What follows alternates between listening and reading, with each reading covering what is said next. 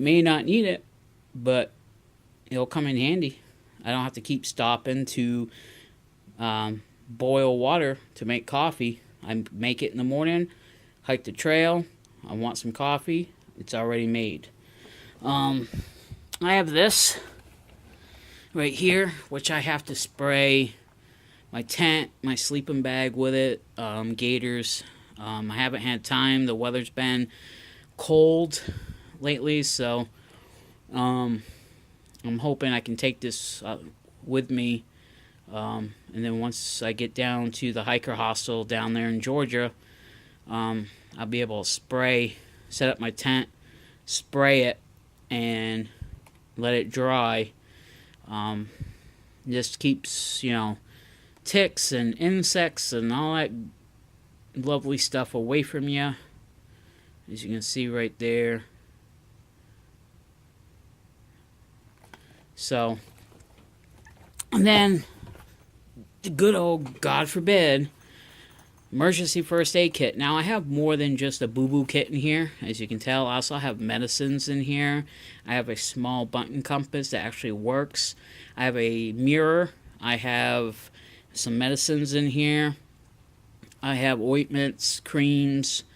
I have the god-awful, everybody complains about, moleskin.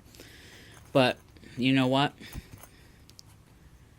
Somebody does seriously get hurt, or I, God forbid, seriously get hurt, at least I know I can take care of myself if I have to until I can get off the trail.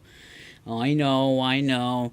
Super glue and duct tape is all you need, but you know what? I also have other stuff besides a couple band-aids and gauze and stuff like that in here, so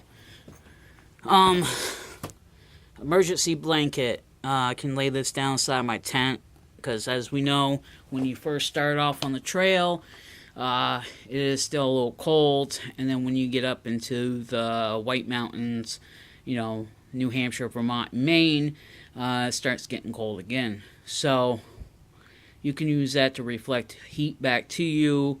I can put that inside my sleeping bag, under my sleeping bag, reflect my heat, any loss of heat back to my body, and stay comfortable and warm. And plus, if someone else is suffering from first signs of hypothermia, I can hand that to them, and they can wrap themselves up in it, and maybe prevent them from catching hypothermia and leaving the trail. Okay, let's move on. So, in here is an old match case, UCO matches. They're stormproof, but inside is actually my repair kit. A couple sail needles, some small sewing needles, some heavy-duty threads for sewing, seal tape. There's all types of stuff in here. So this is my little sewing kit. I figured instead of trying to put something together and worrying about, needles getting lost, there's also some safety pins in here. I just made a little sewing kit. I also have some tarred bank line. I know I don't probably need it, but you know what? I'm sure I will need it. I also have 2 different types of paracord. Reason why I have paracord and bank line is because if paracord gets wet, it gets wet. Tarred bank line, it gets wet, you just wipe it down and good to go. I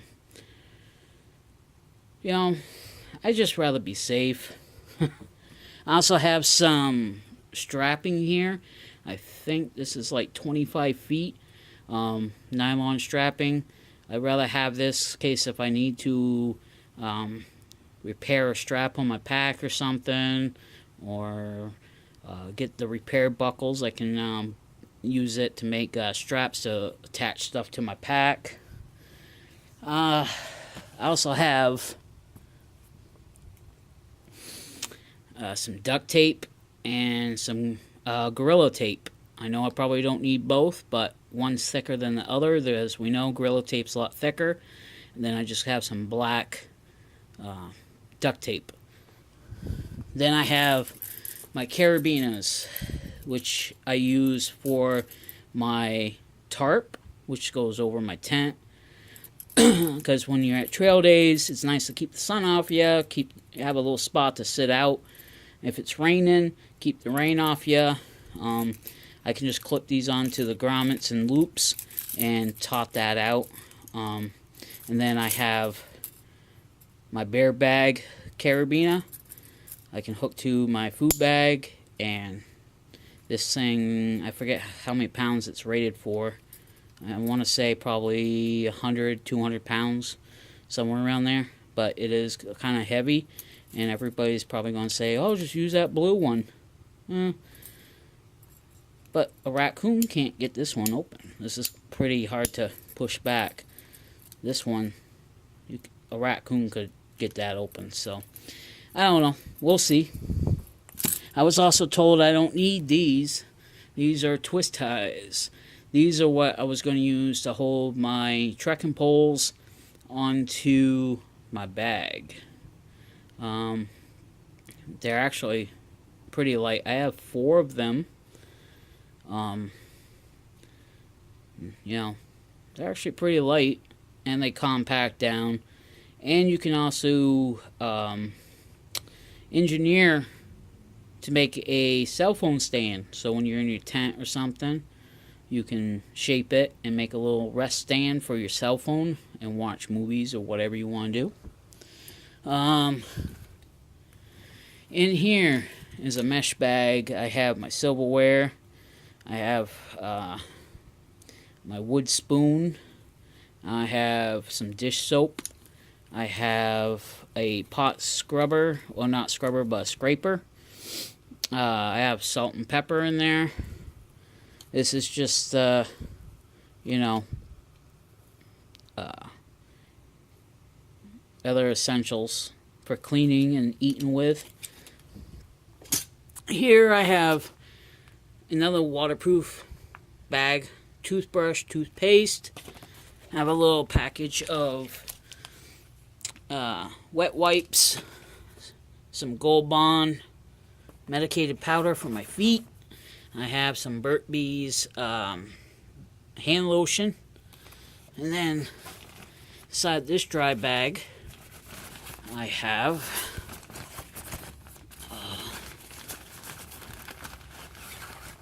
some baby wipes,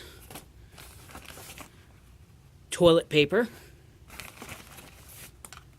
my body wash to keep my ass clean. Oh, well, I have another Gold Bond. I don't know why I have 2. I also have some of this stuff. It removes poison ivy, poison oak, and skunk odor. So, just in case. What else do I have in here? Oh, I have a couple of hand warmers. I probably won't be taking them, but what else do I have in here? Oh, I got another little thing of toilet paper. I haven't been through this in a minute. Another hand warmer. So I'm going to go through that and readjust that bag. And then in here I have some green goo first aid ointment. That stuff is awesome. I also have a small thing of bag balm. That stuff's awesome. I have some dental floss. I have some lip balm. And then Advil, Tylenol, stuff like that. I just have little plastic medicine bottles. So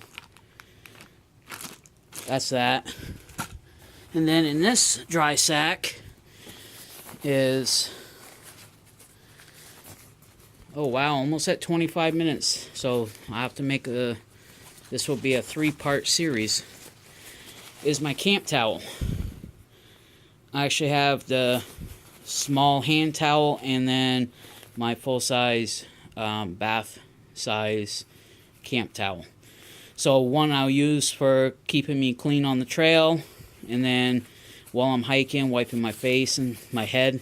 And then the other full-size one I'll use when I'm at a motel, or not a motel, but a hostel, just to dry off. Or if I jump in a creek or a river to get clean, I have a towel to get dry.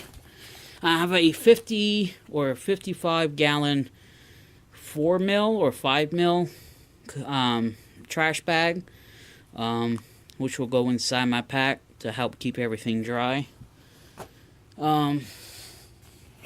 This is my tarp right there, and I had gotten this a while ago, and this is actually pretty cool. Emergency shelter or tarp or whatever you want to use it for. You can also snap it together and use it as a sleeping bag liner, or put it around the outside of your sleeping bag. It has multiple uses. Here is my Lynx 2 Alps mountaineering tent. Here is some Kevlar cordage. I can probably use this as my bear line. And then I have some Kevlar sewing thread. So, and then, oh yeah. And then I have this 32 degree Fahrenheit sleeping bag. It's a little small for me, but it'll work during the summer. I am also going to have to pick up a little bit bigger one.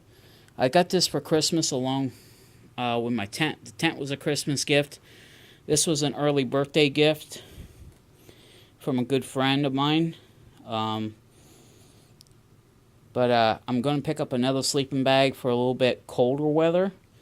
And then when I need this I can just bounce box this ahead and have it when I need it, and then switch out. I didn't think that this was actually going to be that thin of a bag, because from the picture it looks pretty thick and fluffy, but it's actually pretty thin. Not a whole lot of batting. It's only good for 32 degrees, so. But the one that I wanted was good for 20 degrees, and Amazon was always sold out.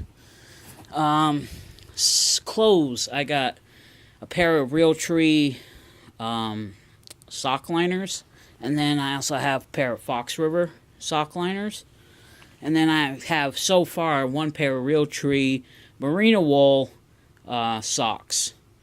These things awesome. They keep my feet nice and toasty and warm. I gotta get another pair. I was told to have at least 4 pairs of socks, so I'm going to pick up probably 2 more pairs of these. I'm trying to get in touch with Darn Tough, and because they're right here in Vermont, and trying to see if there's any way I can get blessed, because they do things like that. Shorts. These do not have a built-in belt, so I have to carry a belt. Trying to find the name on these. These are actually, I think, 7. Oh.